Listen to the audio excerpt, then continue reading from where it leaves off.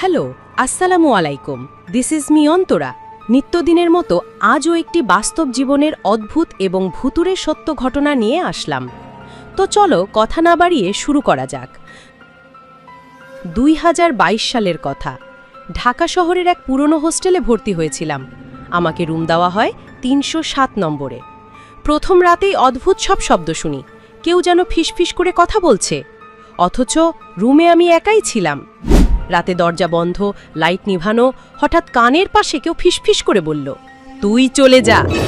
আমি চিৎকার করে লাইট জ্বালালাম, কিন্তু কেউ ছিল না। পরদিন হোস্টেলের পুরনো দারোয়ান বলল, রুম 307-এ আগে এক ছাত্রী আত্মহত্যা করেছিল। তখন থেকেই কেউ বেশি দিন থাকে না। আমি সেদিনই ব্যাগ গুছিয়ে চলে আসি। আর তখন বুঝলাম, ভূতের গল্প শুধু গল্প না, কিছু কিছু জায়গায় ওরা এখনো থাকে।